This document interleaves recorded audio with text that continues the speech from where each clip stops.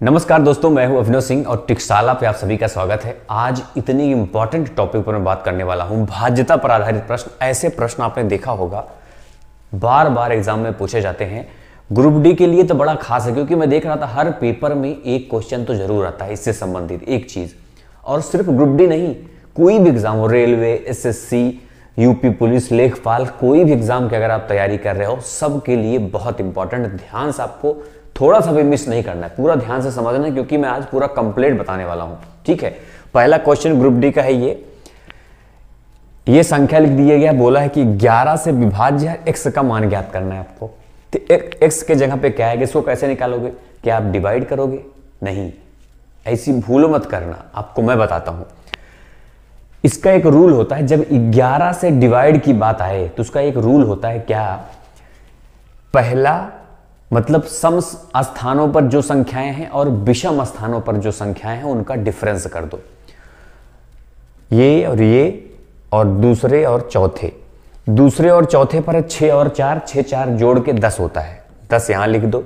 उसके बाद पहले, तीसरे और पांचवें पे कौन कौन सा है? 4 1 5 और यहां x है, तो 5 प्लस x, यही तो होगा ना, -5 प्लस x। अब भाई बाकी दिया नहीं यहां पे कुछ, तो हमको क्या मालूम। दोस्तों, अगर 11 से डिवाइड हो रहा है तो इसका मतलब यह तो 0 आना चाहिए, 0 आना चाहिए, नहीं तो फिर 11 आना चाहिए। दोनों में से कोई एक आ जाए, या तो 0 आए या तो 11 आए, तो समझ लो कि वो 11 से डिवाइड हो रहा है। तो आप खुद बताओ, या तो 0 आना चाहिए या तो 11 आना चाहिए, इनका डिफरेंस। तो ये बताओ, यहां पे अगर 5 होता x के जगह पे तो 5 5 10 हो जाता है ये, तो 10 - 10 0 होता है। तो मतलब ये 5 ऑप्शन में है, यही उत्तर हो जाएगा, बात खत्म। बस समझ में आया ना कि जो सम संख्या विषम संख्या दोनों को जोड़ लो अलग अलग और दोनों को घटा दो। घटाने पे या तो 0 आना चाहिए या फिर 11 आना चाहिए, तो समझ लो 11 से डिवाइड होगा। बात समझ में आ गया ना? तो 5 वहां पे हो जाएगा। अगला देखते हैं। अब इसको देखो, 3 से विभाज्य हो रहा है, इसको बड़ा कर देता हूं मैं। 3 से कह रहा है कि विभाज्य हो रहा है, तो बताओ x के स्थान पर क्या आएगा? देखो, 3 से विभाज्य कोई संख्या अगर होती है, उसका एक रूल है, टोटल डिजिट को जोड़ लो, और अगर वो 3 से डिवाइड हो रहा है, समझ लो कि वो 3 से डिविजिबल है। सिंपल है इसका। तो 8 2 10 10 3 13, यहां पे क्या होगा? 13 आ गया है, या तो फिर दो है ही नहीं इसमें, तो 2 जोड़ते तो 15 आता, तो या तो 5 जोड़ो, 13 5 18, तो 5 उत्तर हो जाएगा। बात समझ गए ना भाई? यहां पे इतने जोड़ के 13 आ रहा है डिजिट, x वहां पे है, तो 2 जोड़ते तो 15 आ जाता, तो 15 तो मान लो कट जाता, 2 ऑप्शन में है ही नहीं। फिर 5 जोड़ोगे तो 18 आएगा, तो 5 ऑप्शन है, हमारा आंसर क्या हो जाएगा? 5 हो जाएगा। ये भी ग्रुप डी का क्वेश्चन है। इसको देखो, ये क्या कह रहा है? 4 से विभाज्य की बात कर रहा है। 4 से विभाज्य का क्या फार्मूला है?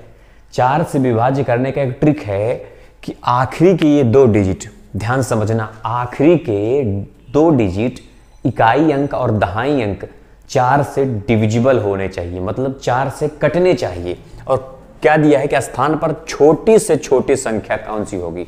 छोटा से छोटा अंक पूछ रहा है, मतलब छोटा संख्या। अब भाई हमको बताओ, 4 लिखा है, यहां पर अगर 1 बढ़ाओगे तो या तो 0 होगा, 0 तो है नहीं। 1 बढ़ाओगे तो 4 से कटेगा नहीं, 2 बढ़ाओगे तो कट जाएगा, तो 2 ही आपको उत्तर हो जाएगा। छोटा पूछ रहा है भाई। वैसे तो 6 बढ़ाओगे तो भी कट जाएगा, 16 चौके 64। 8 बढ़ाओगे तो भी कट जाएगा, लेकिन छोटी से छोटी संख्या पूछ रहा है, छोटी से छोटी अंक पूछ रहा है, मतलब 2 हो जाएगा आपको उत्तर। इस तरह से करेंगे। इसको देखो, ये क्या कह रहा है कि यदि संख्या दिया हुआ है कि 9 7 1 फिर x फिर 8 से विभाज्य है, तो x का मान 8 से विभाज्य का क्या फार्मूला है? जैसे 4 से विभाज्य का क्या फार्मूला, मैंने ट्रिक बताया कि आखिरी के 2 डिजिट 4 से विभाज्य होने चाहिए। उसी तरह से 8 का ट्रिक है कि आखिरी के 3 डिजिट 4 से विभाज्य होने चाहिए। मतलब समझे, यहां पर 1 है, यहां पर पता नहीं, यहां पे 8 है, तो मान लो अगर 1 बढ़ाते यहां पे, तो क्या 8 से कट जाता? 8 1 8 बचेगा 3। मान लो 118 बढ़ाते, तो क्या 8 से कटेगा? ये नहीं कटेगा। अगर 2 बढ़ाओगे तो 8 1 8, फिर 4 हो गया 48, ये कट जाएगा, मतलब 2 ही आपका क्या हो जाएगा, आंसर हो जाएगा। बात समझ में आ रहा है ना क्या मैं बोल रहा हूं, कि आखिरी की ये 3 डिजिट 8 से डिवाइड होने चाहिए, तो समझ लेना वो 8 से डिवाइड होगा, कोई भी संख्या हो। अब आगे बढ़ जाते हैं, सब समझते हैं, चलो जो मैं बता रहा हूं ध्यान से आपको और बताऊंगा टोटल चीजें। भाई देखो, आपको क्या मालूम होना चाहिए, 0 से लेके 11 12 तक, 12 तक नहीं 11 तक मालूम होना चाहिए, उसके बाद उससे ज्यादा क्वेश्चन नहीं आते उसके ऊपर। यदि संख्या ये 9 से विभाज्य है तो x का मान ज्ञात करो। अभी मैंने आपको 3 वाला ट्रिक बताया कि टोटल जोड़ के अगर 3 से डिवाइड हो रहा है तो समझ लो 3 से डिवाइड होगा। उसी तरह से 9 वाला होता है, टोटल जोड़ के अगर 9 से डिवाइड हो रहा है तो जो 9 से डिवाइड होगा। इसमें देखो 7 6 13, 13 5 18, 18 4 22, 22 आ गया। अब 22 में क्या जोड़ दे कि 9 से डिवाइड हो, आप बोलोगे 5 जोड़ दोगे तो 27 हो जाएगा, और 27 9 से डिवाइड हो जाएगा, 9 3 27, 5 उत्तर हो जाएगा, आपको बात खत्म है कि नहीं। चलो इसको देखो क्या कह रहा है कि निम्न में से 6 से कौन सी संख्या डिवाइड होगी। भैया आपको मैंने 3 बताया, जोड़ने पर 9 बताया, जोड़ने पर 9 आए। 6 का क्या होता है मालूम है, 6 से वो संख्या डिवाइड होगी जो 3 और 2 दोनों से डिवाइड हो। 6 से ऐसी संख्या डिवाइड होगी जो 3 और 2 दोनों से डिवाइड हो, है ना। तो 2 से वैसी संख्या डिवाइड होगी। अब 2 वाला भी समझ लो, 1 से तो हर जितनी संख्याएं होती हैं सब डिवाइड होती हैं, 2 से वही संख्याएं डिवाइड होती हैं जो सम होती हैं, ये तो जानते हो सब लोग। तो ये विषम है, ये विषम है, खत्म, है ना। सिर्फ ये डिवाइड होगा, ये डिवाइड होगा 2 से। अब बारी है 3 की। 3 वाला मैंने क्या बताया, डिजिट सम, डिजिटल सम, मतलब टोटल जोड़ लो, अगर 3 से डिवाइड हो रहा है समझ लो डिवाइड होगा। तो 2 1 3 4 3 7 5 12, यही डिवाइड हो रहा है, हो गया, बात खत्म। इसका 2 1 3 3 4 3 7 5 12 आ रहा है जोड़ के। इसका क्या आ रहा है, 6 1 7 2 9 9 1 10 10 3 13 आ रहा है, ये नहीं होगा डिवाइड, आपका उत्तर हो गया वही। बात समझ में आ रहा है ना। तो 6 से भी आपको पता चल गया, 1 से तो सब होंगी, 2 से जितनी सम संख्याएं होंगी वो होंगी, और 5 से कौन सी संख्या होंगी जिसके यूनिट में, ये पूछेगा भी नहीं, जो 5 वाला पूछता नहीं, क्यों, क्योंकि इतना मालूम है कि सबको मालूम होगा 5 से ऐसी संख्या डिवाइड होगी जिसका यूनिट या तो 5 हो या तो 0 हो, है ना। और 10 से वही संख्या डिवाइड होगी जिसका यूनिट 0 हो, है ना, ये तो सब जानते हो। चलो आगे देख लेते हैं। ये वाला देखो, कह रहा है कि यदि ये संख्या 7 से विभाज्य है तो x का मान ज्ञात क्या हो सकता है। 7 वाले में क्या होता है ये भी समझ लो। 7 वाले में ज्यादा घाचा पाचा नहीं करने का, एक चीज आपको ध्यान में रखने का है। क्या, 7 वाले में एक रूल होता है कि यूनिट को डबल कर लो। जैसे ये लिखा है कुछ भी x 807 लिखा है, इसका यूनिट 7 है, 7 को डबल, 7 दूना 14, तो यूनिट को छोड़ दो, x 8 0 14 आया, 14 घटा दो यूनिट को छोड़ के, तो 6 और यहाँ बचा 6, यहाँ 7 में ये भी 6, यहाँ x यहाँ 1, तो मान लो यहाँ पे x दे दिया है। जितनी बार करते जाओ, जितनी बार मन करे उतनी बार करो। अलग अलग क्वेश्चन आते हैं एग्जाम में 7 के। उसके बाद ये देखो 7 से कैसे डिवाइड होगा, इसमें फिट कर लो। अगर यहाँ पे 6 रखोगे तो क्या, 7 से 7 दूना 14 2 26, अगर यहाँ पे 6 रखोगे तो 7 से 7 दूना 14 2 26, फिर 7 ये 21 5 56, 7 8 56, मतलब 6 से ही डिवाइड हो रहा है, तो 6 आपका आंसर हो जाएगा। बात समझ गए कि नहीं। ये डिवाइड होगा 7 से, देखो 7 दूना 14, 2 बचा, फिर 6 उतारा आपने, फिर 7 दूना 14, फिर क्या बचा, नहीं 7 ये 21 यहाँ पे होगा, फिर 5 बचा 56, 7 8 56 हो गया, तो मतलब ये डिवाइड होगा, तो यही आपका आंसर भी हो गया। यहाँ पे 6 लिखने से काम हो जा रहा है अपना। इसको मैंने एक ट्रिक बताया आपको, जैसे मान लो यहाँ पे 6 16 807 है, 7 वाला ट्रिक क्या होता है, इसको डबल कर दो, 7 दूना 14, तो 14 इसमें घटा दो, तो आ गया क्या 1 6 6 6, ये आ गया। फिर 6 दूना 12, 12 इससे घटा दो, कितने से, इससे, केवल 166 में, तो 4 6 में से 1 घटाओगे तो 5 154, फिर 4 दूना 8, 15 से 8 घटा दो, तो 8 7 15, अंत में क्या बचा, 7 बचा, मतलब ये 7 से डिवाइड हो रहा है। तो इसका एक रूल होता है, ये 7 वाला बता दिया आपको, बाकी इस तरह से कर लेंगे। 6 आ ही गया। अगला देख लेते हैं, ये क्या है, ये है 88 भी, बहुत इंपॉर्टेंट क्वेश्चन है दोस्तों। आपने क्या आपने 1 जाना, 2 भी जान लिया, 3 भी जान लिया, 4 भी बता दिया, 5 भी बता दिया, नोट कर लेना सब, 6 भी बता दिया, 7 भी और 8 भी बता दिया। 4 और 8 दोनों भाई भाई हैं। 4 का क्या होता है, आखिरी के 2 देखना है हमको, डिवाइड हो रहा है कि नहीं हो रहा है, और 8 में आखिरी के 3 देखना है, डिवाइड हो रहा है कि नहीं हो रहा है ना। अब 88 आ गया, इसको कैसे करेंगे ये समझो, बहुत इंपॉर्टेंट बात है, ये सीजीएल का क्वेश्चन है। 88 में दोस्तों, 88 सब जानते हो 11 गुणे 8 को 88 कहते हैं, है ना। 11 गुणे 8 को 88 कहते हैं, मतलब ये संख्या 11 से डिवाइड होगी और 8 से भी डिवाइड होगी। तो 8 वाला तो हमको देखना ही नहीं है, क्यों? क्योंकि आखिरी के 3 में x मतलब गायब है, 8 से तो डिवाइड होगा ही, ये तो फिक्स है पहले से ही। 904 को हमको देखना ही नहीं है, क्यों? क्योंकि यहाँ पे x वैक्स दिया ही नहीं है, हमको सिर्फ 11 पे फोकस करना है बस। 11 पे फोकस करने के मैंने क्या बताया कि पहला ये, फिर उसके बाद ये और ये जोड़ लो, 6 2 8, सिर्फ 8 ही होगा। x है 9 4 13, यहाँ पे 13 लिख दो, प्लस x माइनस 8। मैंने क्या बताया कि माइनस करने पर या तो शून्य आए या फिर 11 आए। इसमें तो शून्य आने की संभावना है ही नहीं, क्योंकि 13 में से 8 घटाओ तो 8 5 13, 5 आ जाएगा, तो 11 आना चाहिए। 6 5 11, मतलब यहाँ पे x के जगह पर ऐसी कौन सी संख्या आप लिखोगे कि बराबर 11 आए, बराबर 11 आए, तो क्या लिखोगे? तो आप कहोगे 6 लिखेंगे।